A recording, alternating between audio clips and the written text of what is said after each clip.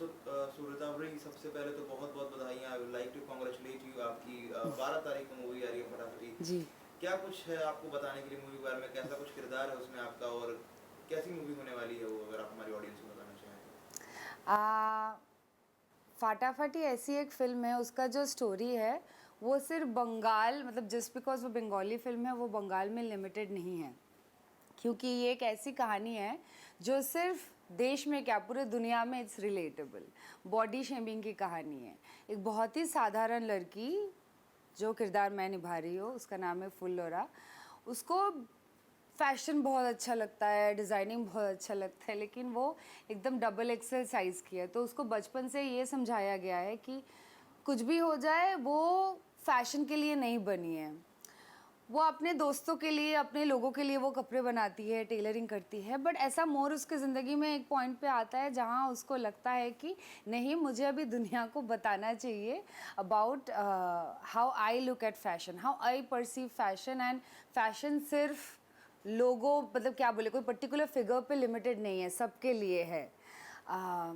मतलब फैशन मतलब दुबला या मोटा नहीं होता, फैशन मतलब अपने आप को अच्छे से सजाना होता है। एंड फिर कैसे उसकी ज़िंदगी एक साधारण से it turns out to be a journey of a plus size influencer and model, उसकी कहानी है। सो हम सब ने कभी ना कभी ये सब तो लाइफ में एक्सपीरियंस किया ही है, जहाँ डेनिम नहीं फिट होता है या शर्ट नहीं ठीक होता है तो इतना कोसते हैं हम अपने आप को। लोग कितना कुछ बोलते हैं, थोड़ा सा भी वज़न बढ़ जाता है तो कि कितनी मोटी हो गई है, अरे इस पे मत बैठना ये टूट जाएगा, लिफ्ट पे मत चढ़ना लिफ्ट ही ख़राब हो जाएगा। सबको लगता है ये मजाक है एंड ये चलता है क्योंकि ये इतने सालों से ज़माने से लाइक लोग बोलते आ रहे हैं and people are okay with that. Trust me, जिनको ये सब बोला जाता है वो लोग कभी इसको अच्छे से नहीं लेते, क्योंकि this is not a comment जो कंसर्न से आता है, this is literally an insult. जैसे हम किसी की पर्सनल चीज़ों पे नहीं कमेंट करते हैं, करना चाहिए नहीं, कि उनका क्या रिलीजन है, उनका पर्सनल लाइफ में क्या रिश्ता है अपने पार्टनर के साथ, या वो क्या करते हैं, सेम वे में वो क्या खाते हैं and like you know how their bodies, इसको लेके हमें कमेंट नहीं करना चाहिए। आई एम नॉट सेइंग कि बॉडी को लेके कभी कुछ बोलना नहीं चाहिए। अगर किसी को देख के मुझे लग रहा है उसकी तबीयत ख़राब है, वो ऐसी इतनी दुबली नहीं थी या फिर इतनी मोटी नहीं थी, suddenly I am seeing a lot of weight, concern से अगर इंसान पूछे कि क्या हुआ, सब ठीक तो है ना, वो अलग बात है। या फिर कोई वेट पुट ऑन या लूज़ करके अच्छा या अच्छी लग रही है, ऑब्वियसली मैं तारीफ़ करूँगी, वो बॉडी शेमिंग नहीं है। बहुत ही थिन लाइन है बॉडी पे कमेंट एंड बॉडी शेमिंग में। शेमिंग वो होता है जिसमें आप किसी को इंसल्ट कर रहे हो या फिर आपकी बातों से किसी का अंदर रिएक्शन हो सकता है जो उनका कॉन्फिडेंस तोड़ दे। सो ये फिल्म उसी की कहानी है, लेकिन I know it's a very heavy subject, लेकिन फिल्म की स्टोरी टेलिंग इज़ एकदम comedy drama fun, this a very sweet love story, so it's a joy ride बोल सकते हो। एक ये डिज़ाइनर आउटफिट है ऑफ फन एंड एंटरटेनमेंट जो जिस जिस धागे से बनी है वो बॉडी शेमिंग है। So what was there in your mind when you agreed for this role? Because it's very difficult to say something where you have to या change your body or do some experiment with your body. I know, but so I went through a surgery after which I had gained like 5-6 kilos, and I got trolled heavily for that. And I have never been trolled for being on the heavier side. For being on the skinnier side, I have been trolled. Ki flatter on TV, boys like flesh not bones. ये सब मैंने सुना था. ये सब like you know you look like an elephant, यानी ये सब मैंने like you know वो सर्जरी के बाद ही मैंने पहली बार लाइफ में सुना. And I was like wow, people can be really really rude. So जब फाटाफाटी की कहानी स्क्रिप्ट मेरे पास आई, तब मेरे पास 2 और स्क्रिप्ट था, लेकिन उसमें स्पेशली एक पुलिस ऑफिसर का किरदार था जो निभाने के लिए मुझे वो 5-6 किलो घटा के फिर I had to get back to my old shape. And Fatafati के लिए यही चैलेंज था, मुझे 20 और किलो गेन करने हैं to look like a plus size model. कुछ कहानियाँ ऐसी होती है जो बोलने के लिए या जिस स्क्रिप्ट के लिए going that length is important and वो ज़रूरी है.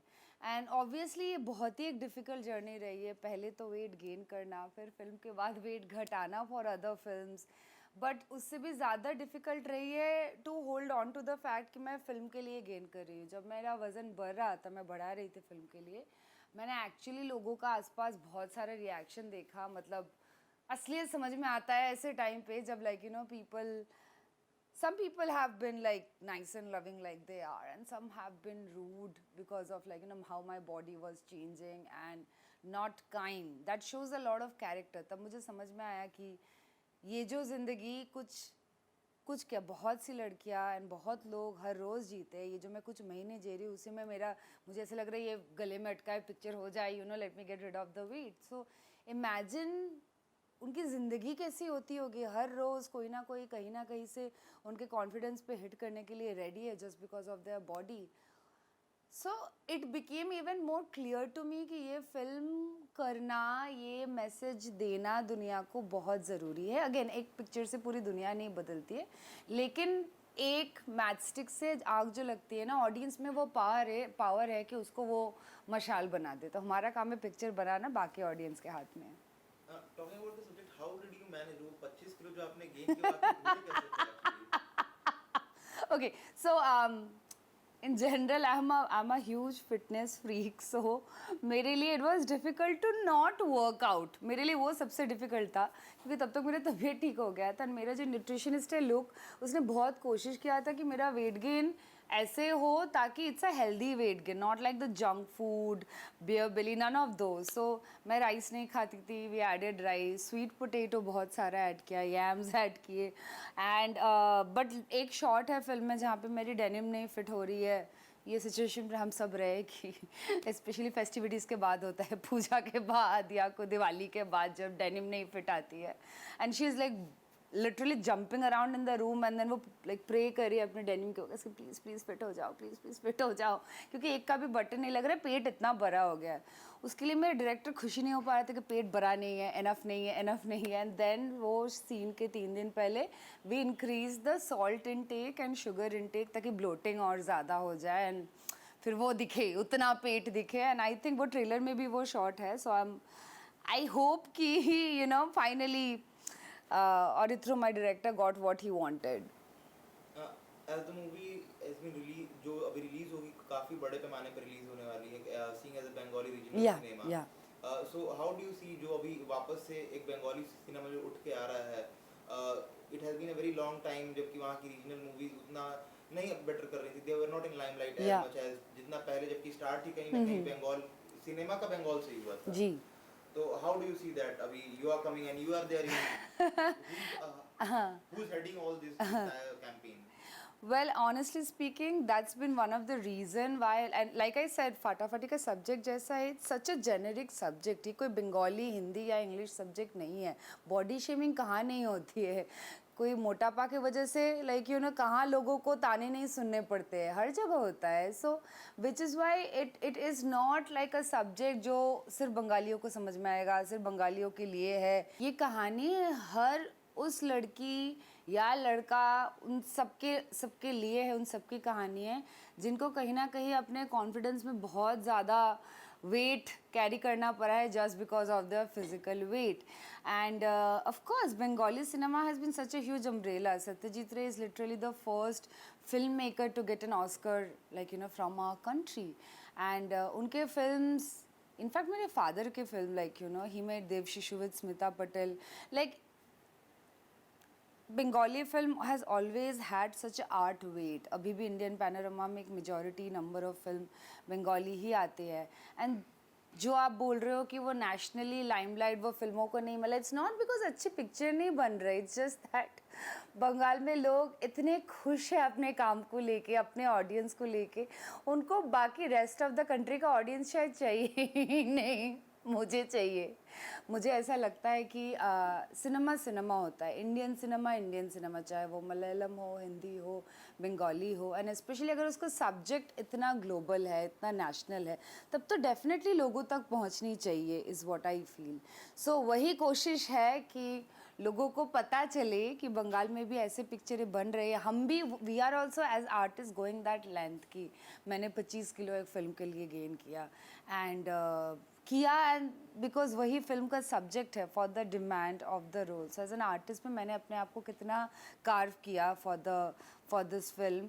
सो वो मैं चाहती हूँ कि वो मेरे देश में बाकी लोगों को भी पता चले कि बंगाल में भी हम आर्ट को उतना ही, इनफैक्ट आई वुड से बहुत जगह से ज़्यादा कदर करते हैं। जैसे परफॉर्मेंस ओरिएंटेड फिल्म बंगाल में ज़्यादा बनती है दैन से all Glitz and glam. I enjoy Glitz and glam, मैं वैसे भी वैसे टाइप के काम भी करना एन्जॉय करती हूँ, लेकिन जैसे इस फिल्म का हीरो उसका कंटेंट है, लाइक जो सब्जेक्ट है वो है। And I know that on the face value it looks like कि weight gain was the toughest part of the film. मेरे लिए उससे भी ज़्यादा टफ था एक ऐसा किरदार निभाना, ऐसे एक बंदे का जिसका कोई कॉन्फिडेंस नहीं है, क्योंकि I am full of confidence, I am a confident woman. Phullora my character on the other hand, वो बचपन से मोटी, लाइक यू नो एलिफेंट, हाथी, ये सब सुन के बड़ी हुई, उसके कॉन्फिडेंस लेवल ज़ीरो है। मतलब उसका एक अपना खुद का जर्नी होता है of self acceptance and self love in the film. So जो मुझे परफॉर्मेंस से लाना पड़ा, क्योंकि वो बहुत ही सहमी हुई एक लड़की है, वो मेरी जैसे इतनी चुलबुली बबली आउटस्पोकन नहीं है, बट जब आप पिक्चर देखोगे आई होप आपको समझ में आएगा कि the effort and the length as an artist I have also put in to the performance, not just the body. Rita, ये तो बात रही फटाफटी की। बात करें आपके बारे में, आने वाले टाइम में और कौन कौन से प्रोजेक्ट हैं जिसको आप देख रही हैं, और अभी और कौन से प्रोजेक्ट हैं जिन पे आपका काम चल रहा है? जी, अभी तो मेरा अगला जो प्रोजेक्ट है, थैंक यू। Thank you.